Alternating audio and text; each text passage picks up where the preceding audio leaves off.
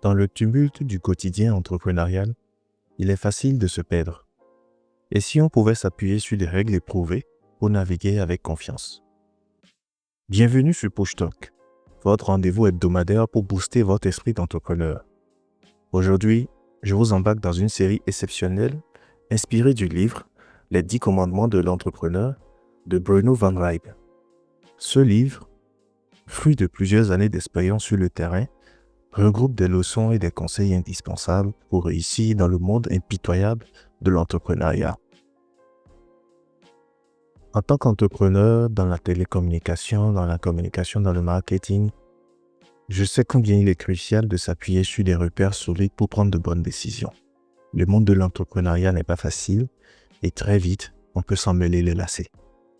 C'est pourquoi j'ai choisi de vous faire découvrir ces commandements en y apportant mon expérience et mes conseils pratiques. Surtout que ce livre, je le lis de façon régulière comme une Bible. Dans chaque épisode, nous découvrirons ensemble un commandement. Je vous lirai un extrait du chapitre, puis je vous donnerai mes retours, mes conseils et des exemples concrets pour l'appliquer au quotidien.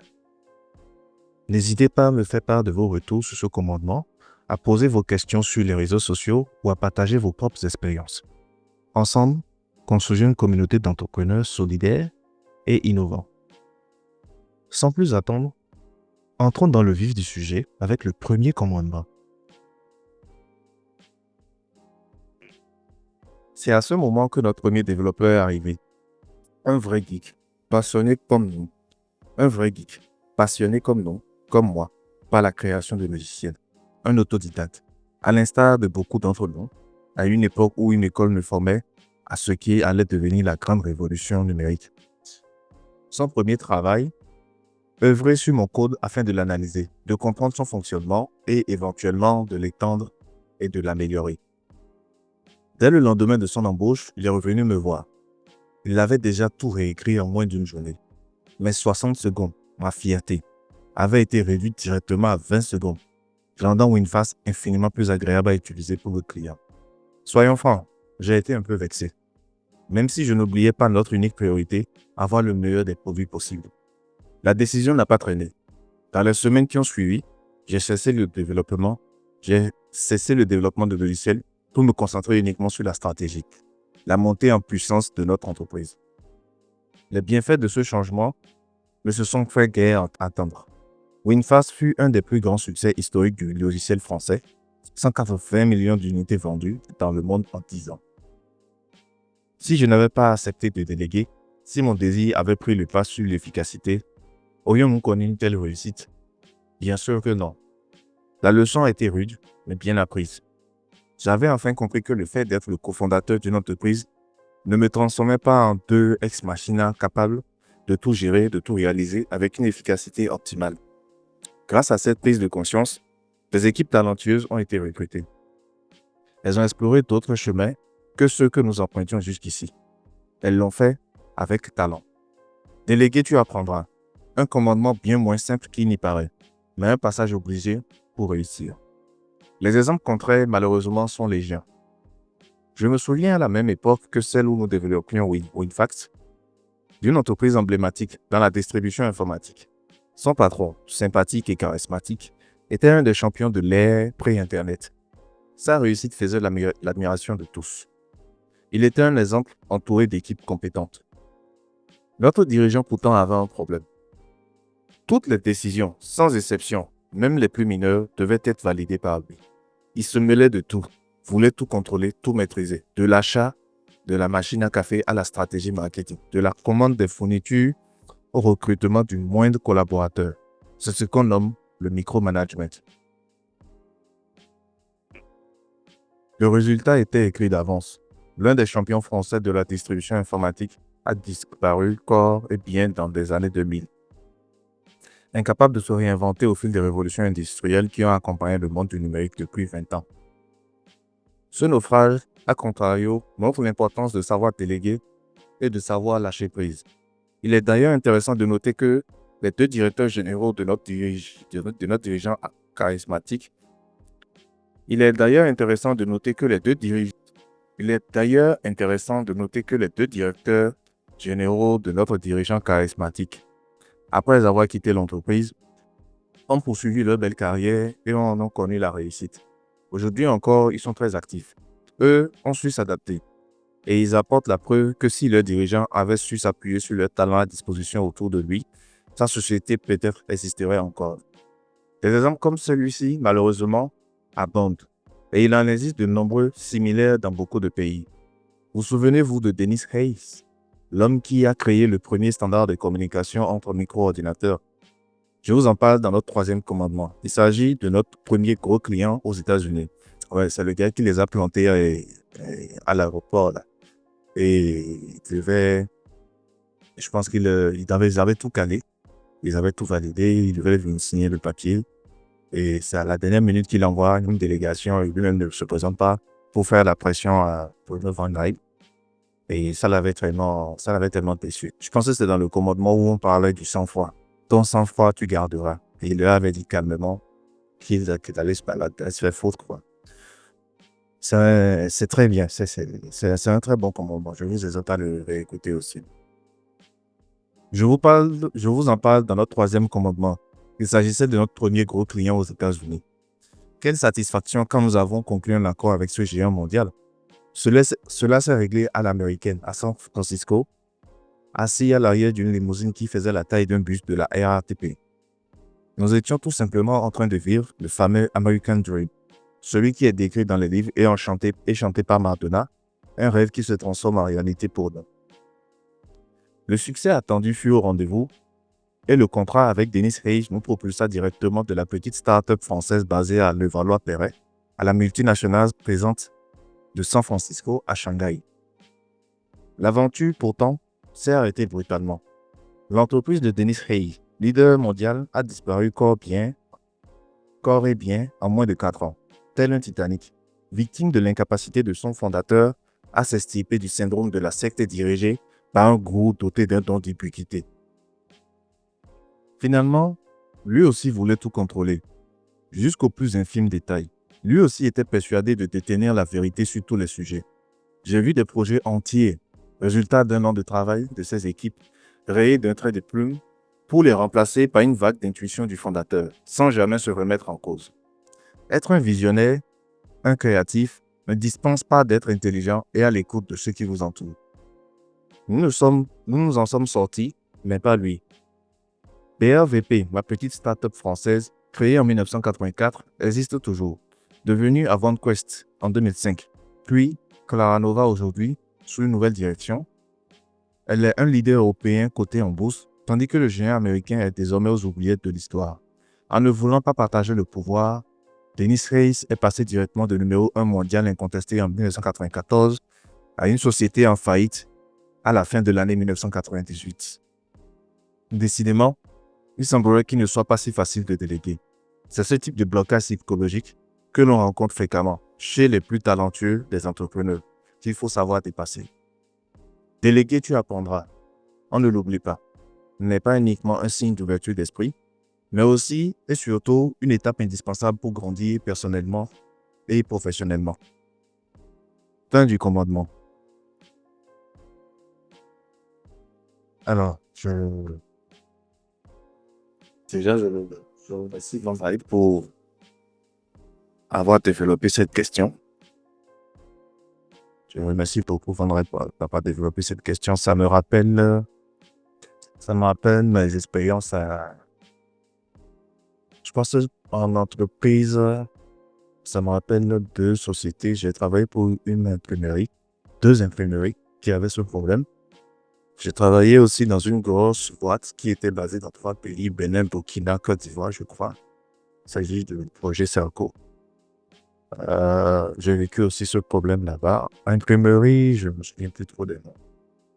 Quand vous allez dans une entreprise et que pour renouveler la souris de l'ordinateur, il faut attendre l'aval du PDG, fondateur, qui est peut-être souvent entre 2 avions. Il faut lui écrire un mail et il faut patienter. Vous comprenez tout de suite comment le décor fonctionne. Il a souligné un truc que j'ai bien aimé et ça, je l'ai parfaitement vécu quand j'étais à Serco. À un moment donné, l'entreprise ressemble à une secte. On voue quasiment un culte à quelqu'un, en fait. Les premiers trucs qui m'ont frappé, par exemple, quand je suis venu au projet Circo, déjà, c'est le comportement des employés vis-à-vis du PDG, le fondateur, je ne sais plus trop, du projet. Quand le monsieur descend, quand le monsieur monte les escaliers, parce qu'il y avait un hall en bas, d'accord? Et puis, il y avait le bureau en haut. Donc, quand il est dans le hall, déjà, quand il est dans le hall, vous, le bureau, vous êtes au premier étage. Donc, au premier palier, vous êtes dans vos bureaux. Quand il est dans le hall, vous savez déjà qu'il est là parce que tout le monde commence à courir. Il y en a qui descendent de l'escalier. Et en bas, bonjour DG, bonjour DG, bonjour DG, bonjour DG. Donc, moi, je n'étais pas venu dans cette dynamique. Moi, je suis venu dans l'entreprise par recommandation. Il a émis un besoin spécifique. On lui a dit ce profil direct. Mais je ne suis pas venu pour vouer un culte à quelqu'un. Donc, je ne bougeais pas. Et quand je le vois monter les escaliers, les premiers, en fait, dès que quelqu'un l'aperçoit, c'est comme quelqu'un qui était en route, quoi. Brrr, il court vers lui. Bonjour DG, bonjour DG, bonjour. Et lui, il jouait son César, quoi. Ave César, Ave César. Oh non, non, non, Ave moi, Ave moi, Ave moi. C'est comme si on lui disait Ave César. Et puis il dit Ave moi, Ave moi. Donc, même s'il ne voulait pas le montrer, il avait du mal à cacher ça, mais il kiffait un peu ce qu'on lui vouait, en fait. Moi, j'ai cassé ça, en tout cas. Je suis pas venu pour. Je suis pas venu déjà pour plaire à quelqu'un, d'accord? Je suis venu pour atteindre des objectifs. Et franchement, je m'en battais les couilles et il a très vite perçu ça chez moi. Je ne suis pas dans le système. Je suis un anticonformiste. Donc, mais c'était vraiment triste parce que l'entreprise avait. Les ambitions de l'entreprise étaient énormes. Mais dans l'exécution, très vite, je me suis rendu compte que, en fait, euh, on ne travaillait pas pour faire grossir la boîte. On travaillait suivant les menstrues de quelqu'un pour faire plus simple. On travaillait suivant les menstrues de quelqu'un pour faire plus simple. Et les seules fois où on l'avait senti réactif sur un projet, c'est parce que peut-être il y a un partenaire financier qui devait descendre. Donc, il voulait montrer que tout était nickel. Et puis, quand le partenaire disparaissait, pouf, tout revenait à la normale. Il reprend son avion, il disparaît un peu. Il revient vous claquer un peu le mental avec des réunions qui n'ont ni queue ni tête souvent. Parfois, il s'associait à des alcoolites aussi qui avaient des présentations PowerPoint qui n'en finissaient pas. À un moment donné, vous n'avancez plus, en fait. Tout était prioritaire dans la boîte. Finalement, vous ne savez pas qu'est-ce qui était prioritaire. Vous n'avez pas de projection et vous ne saviez pas, vous n'étiez pas capable de vous projeter dans la réalisation, en fait. La présence que vous avez dans cette entreprise, vous ne vous projetez pas dedans, en fait. Vous ressemblez typiquement à un marionnette. Et quand vous n'avez pas prêté allégeance à la personne dirigeante, vous devenez celui qui subit un peu les contre-coups de, de ses humeurs, en fait. Je me souviens avoir, comment on va dire, je me souviens que souvent il a envoyé des pics personnels et j'ai compris que c'était quelqu'un qui, vraiment, c'était pas la peine. Ils ont des ambitions, mais il y a ça, c'est un gros problème. En fait, paradoxalement, c'est des entreprises où tu vas voir qu'il y a une multitude d'équipes. Il faut faire très attention. Celui qui sait déléguer n'a pas une multitude d'équipes. Celui qui sait déléguer n'a pas une multitude d'équipes. Celui qui sait déléguer délègue à des têtes pensantes qui vont exécuter à leur tour des collaborations avec des équipes. En entreprise, il y a ce qu'on appelle les têtes pensantes, il y a ce qu'on appelle les têtes exécutantes. Bon, c'est moi, je ne sais pas si c'est comme ça, il faut dire ça, mais c'est comme ça que je les appelle. Les têtes pensantes, c'est les gens qui sont capables de partir de l'abstrait et de développer une hypothèse, une stratégie, un plan d'action pour atteindre un objectif précis. Les têtes exécutantes, c'est les gens qui ne sont pas capables de faire ça. Mais une fois qu'on leur a expliqué clairement le processus A, B, C, D, quand on leur donne le processus, ils peuvent l'appliquer bien et bon. D'accord?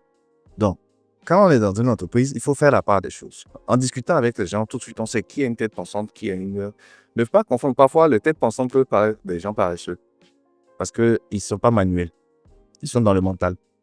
Je suis tombé déjà sur une vidéo, quelqu'un disait que l'avantage des gens paresseux, c'est qu'ils cherchent la manière la plus efficace, la plus rapide d'atteindre un objectif.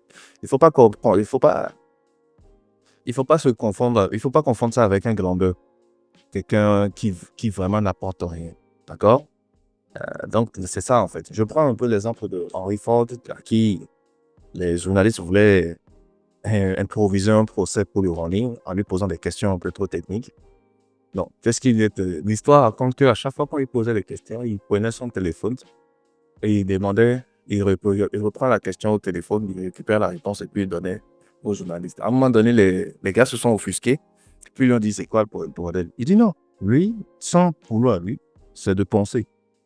Son boulot à lui, ce n'est pas de garder ces informations techniques-là. Il paye déjà des gens pour ça et qui sont assez intelligents. Donc, les gars qui l'appellent, ce sont ses employés.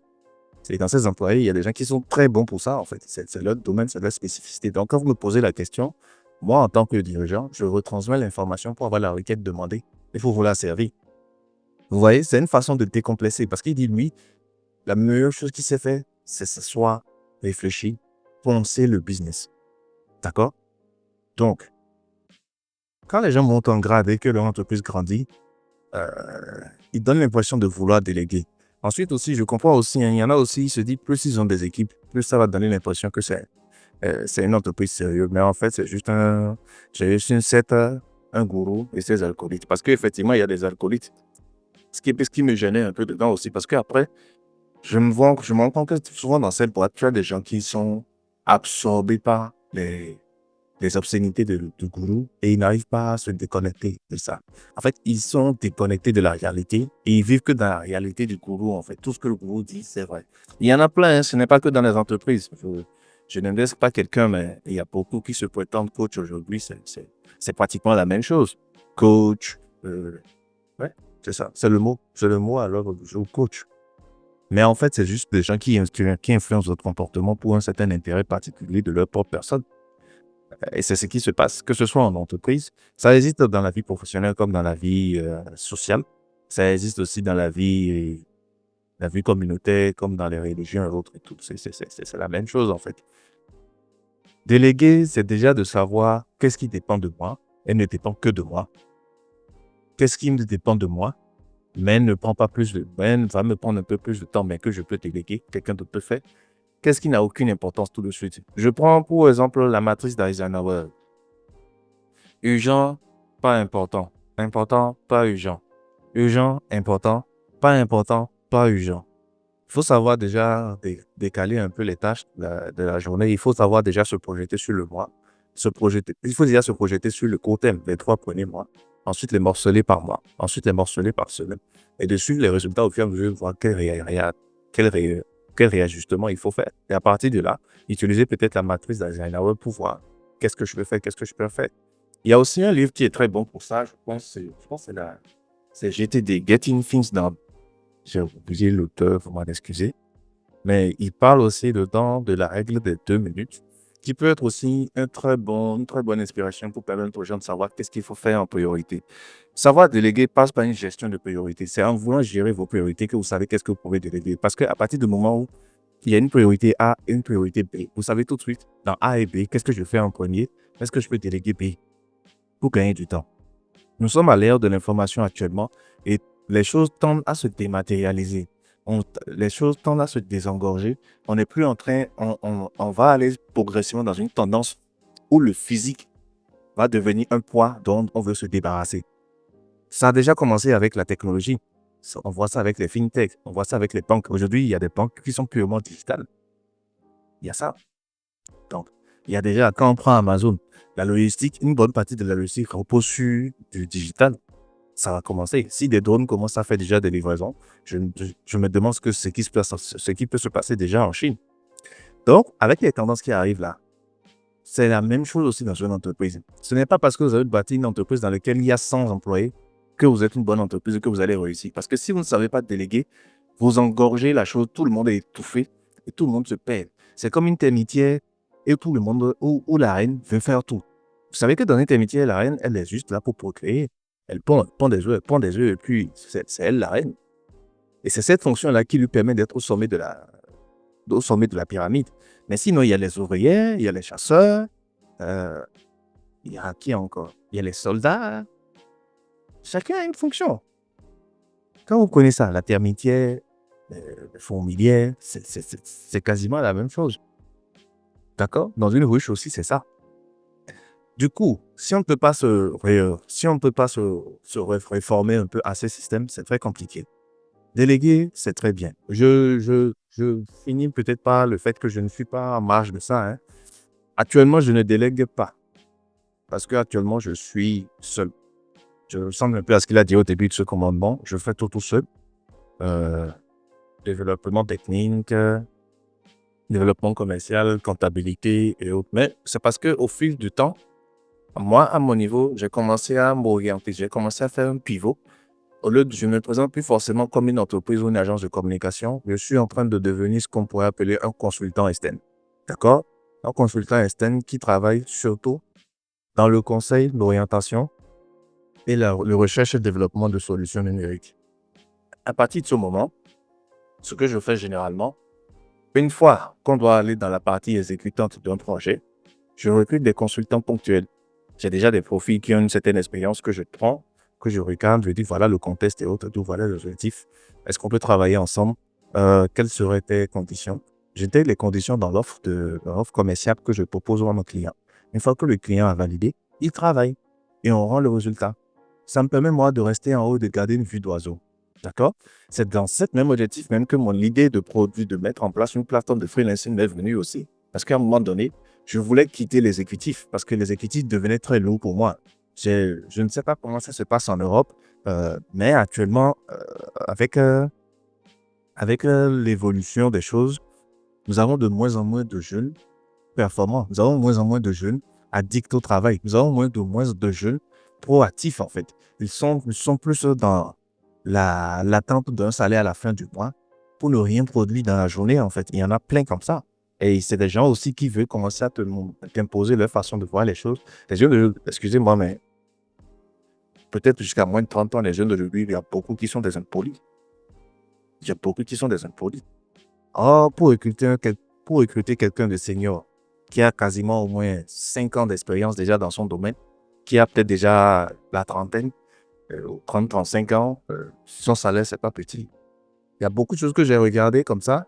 Je me suis dit à un moment donné, stop, je vais arrêter de souffrir inutilement. J'ai remarqué que je suivais plus vite quand je suis seul. Donc, j'ai commencé à faire ce pivot très tôt. Si je restais dans la même logique de vouloir travailler avec des gens, recruter une équipe et travailler avec l'équipe, excusez-moi, mais à deux reprises, j'ai frôlé la faillite. J'ai frôlé la faillite, je suis tombé dans la dépression. Et c'est en me relevant que je me suis dit non, je veux changer les choses. Il faut faire un pivot. Et c'est comme ça que moi aussi, j'opère mon pivot, en fait. J'essaye actuellement de dématérialiser maximum, au grand max, tout ce qui peut être dématérialisé dans mon business et de l'automatiser en ligne. Parce que l'ère de l'information n'est qu'une transition vers ce qu'il y a de plus gros qui nous attend. Donc, c'est dans cette optique que je développe une plateforme de freelance, jobwave.com, d'accord? Je refais ma petite publicité, oui, excusez-moi. Et à côté, je sais que le commerce en ligne va aussi connaître un explosé. Donc, j'ai développé une autre solution aussi à côté, TapCoShop, qui permet aux gens de pouvoir avoir une boutique très simpliste en ligne connectée à leur WhatsApp pour gérer leurs clients. En déconnectant ces deux écosystèmes de moi, ça me permet de revenir en retrait, de respirer, d'avoir du recul et de penser comme un maître d'orchestre. C'est ce que je suis devenu. Je préfère faire de l'orchestration et recruter des gens performants de façon ponctuelle pour exécuter un marché, les gérer et puis gagner encore en temps. S'il y a des missions de surface, je les publie sur la plateforme de freelancing et quand quelqu'un se manifeste, je le paye, il exécute et je livre le client. Ça me fait gagner du temps. Je ne rafle plus toute la marge potentielle de la facture, mais je gagne du temps. Je gagne du temps et ce temps me permet de réfléchir, de penser. C'est là que j'ai adopté un peu l'esprit du Fordisme. Alors, sur ce, je suis totalement d'accord avec lui sur ce commandement. Dites-moi ce que vous en pensez. Quelle est votre propre expérience de ça? Et on se retrouve la prochaine fois pour le commandement suivant.